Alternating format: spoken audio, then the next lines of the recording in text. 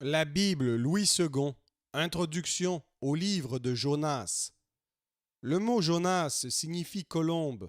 Le titre fils d'Amitai donné dans le verset 1 au prophète ainsi nommé ne permet pas de douter de son identité avec le prophète mentionné en ces termes dans le livre des rois, 2 Rois 14, 25.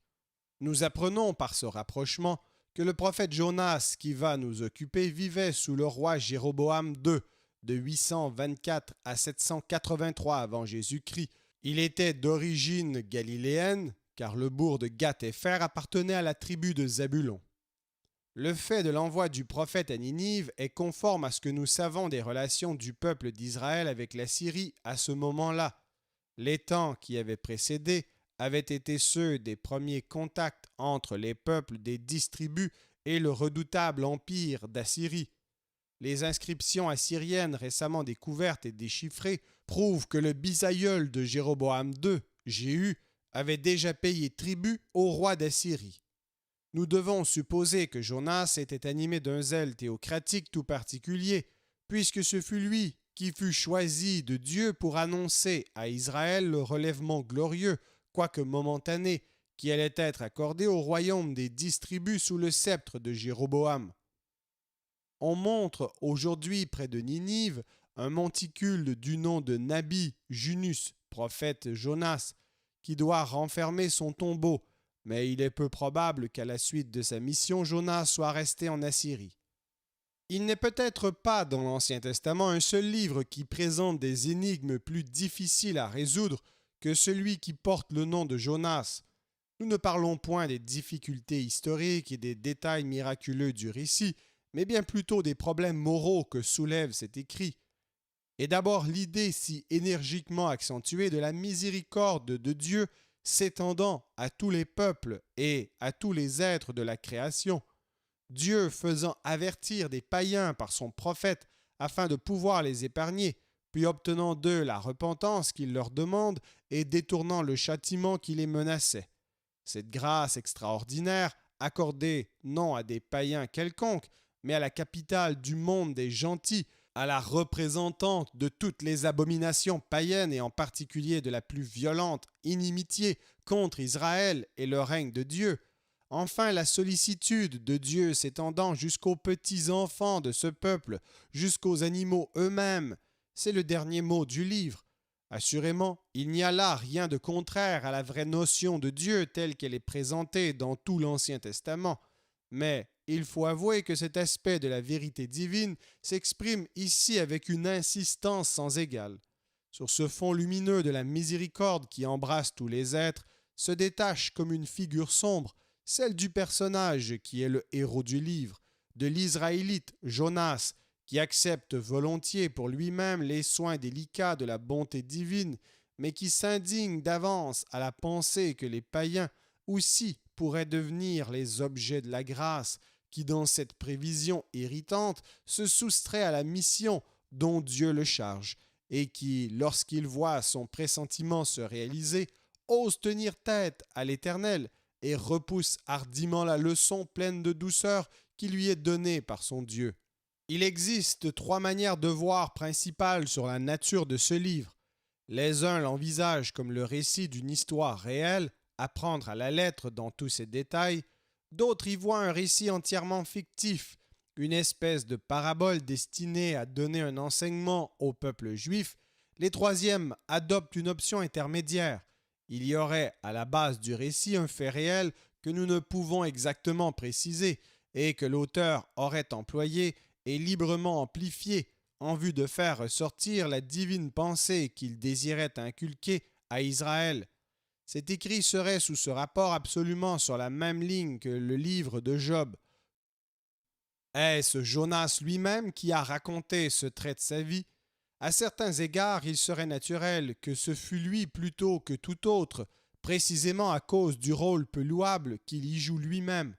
Cependant, on comprendrait difficilement qu'il n'y eût pas, en terminant, quelques expressions de repentir à la suite de ses réponses presque insolentes à l'Éternel. Et la parole Ninive était une grande ville, semble indiquer une date de composition postérieure, non pas précisément à l'existence de cette ville, mais aux faits ici racontés. Nous avons vu plus haut que le contenu du livre, ainsi que son admission dans le recueil des prophètes, lui assigne sa date à l'époque où l'esprit prophétique agissait encore en pleine liberté au milieu du peuple. Ce serait donc entre le temps de la vie de Jonas et celui de la captivité qu'un auteur possédant encore la tradition vivante dut faire raconter, et prophète lui-même, l'aurait rédigé et aurait joint son écrit à ceux des prophètes, ses devanciers. Le livre se divise en 4 parties, correspondant aux 4 chapitres. Chapitre 1, la désobéissance de Jonas, ou l'appel qui lui est adressé, sa fuite et son châtiment. Chapitre 2, la prière de Jonas dans le ventre du poisson. Chapitre 3, l'obéissance de Jonas ou sa prédication à Ninive et la repentance des Ninivites. Chapitre 4, le déplaisir de Jonas et la remontrance de l'Éternel.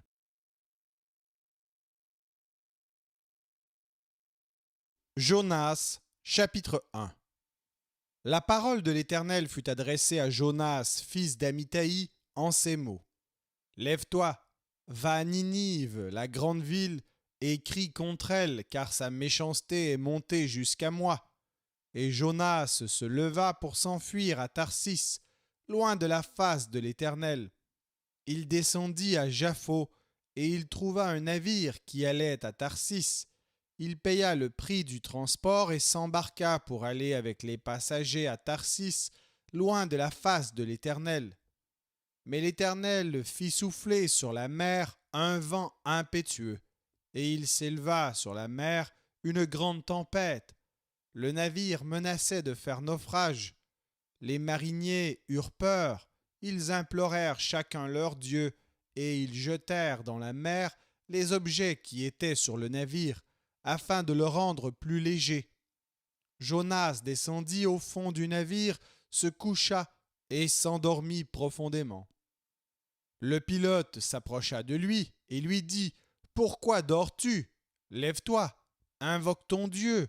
Peut-être voudra-t-il penser à nous, et nous ne périrons pas. » Et ils se dirent l'un à l'autre « Venez et tirons au sort pour savoir qui nous attire ce malheur. » Ils tirèrent au sort, et le sort tomba sur Jonas.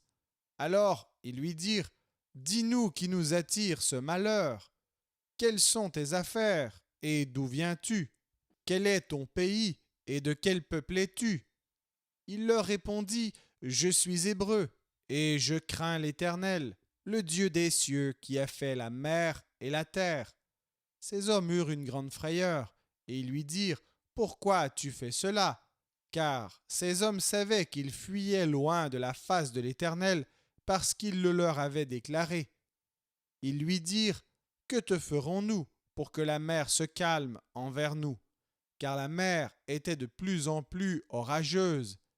Il leur répondit « Prenez-moi et jetez-moi dans la mer se calmera envers vous. Car je sais que c'est moi qui attire sur vous cette grande tempête. » Ces hommes ramaient pour gagner la terre, mais ils ne le purent, parce que la mer s'agitait toujours plus contre eux. Alors ils invoquèrent l'Éternel et dirent « Ô Éternel, ne nous fais pas périr à cause de la vie de cet homme, et ne nous charge pas du sang innocent. Car toi, Éternel, tu fais ce que tu veux. » Puis ils prirent Jonas et le jetèrent dans la mer, et la fureur de la mer s'apaisa. Ces hommes furent saisis d'une grande crainte de l'Éternel, et ils offrirent un sacrifice à l'Éternel et firent des vœux.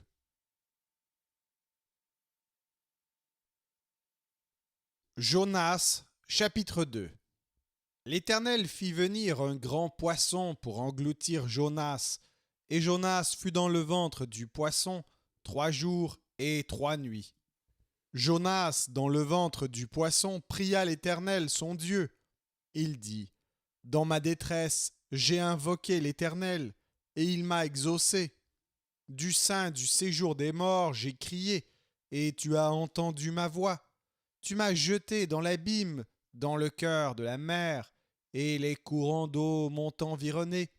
Toutes tes vagues et tous tes flots ont passé sur moi. Je disais, je suis chassé loin de ton regard, mais je verrai encore ton saint temple. Les eaux m'ont couvert jusqu'à m'ôter la vie. L'abîme m'a enveloppé. Les roseaux ont entouré ma tête. Je suis descendu jusqu'aux racines des montagnes. Les barres de la terre m'enfermaient pour toujours. Mais tu m'as fait remonter vivant de la fosse. Éternel mon Dieu, quand mon âme était abattue au-dedans de moi, je me suis souvenu de l'Éternel, et ma prière est parvenue jusqu'à toi dans ton saint temple. Ceux qui s'attachent à de vaines idoles, éloignent d'eux la miséricorde. Pour moi, je t'offrirai des sacrifices avec un cri d'action de grâce. J'accomplirai les vœux que j'ai faits. Le salut vient de l'Éternel. L'Éternel parla au poisson, et le poisson vomit Jonas sur la terre.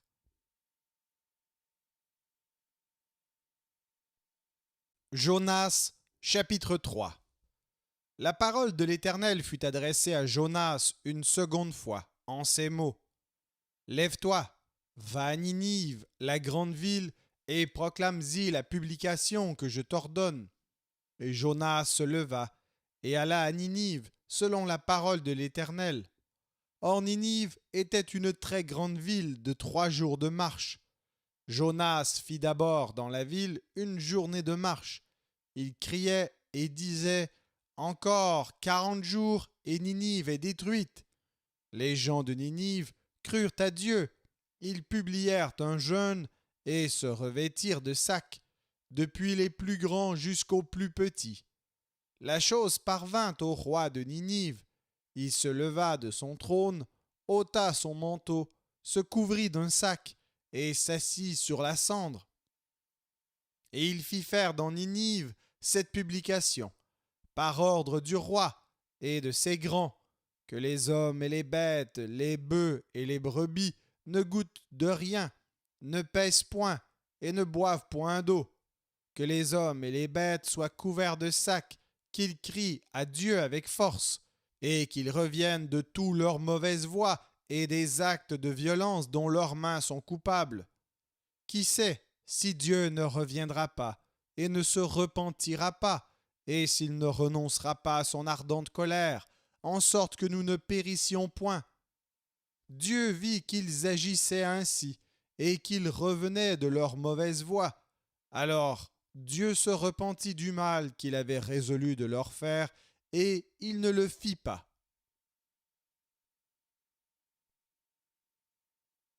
Jonas, chapitre 4. Cela déplut fort à Jonas, et il fut irrité.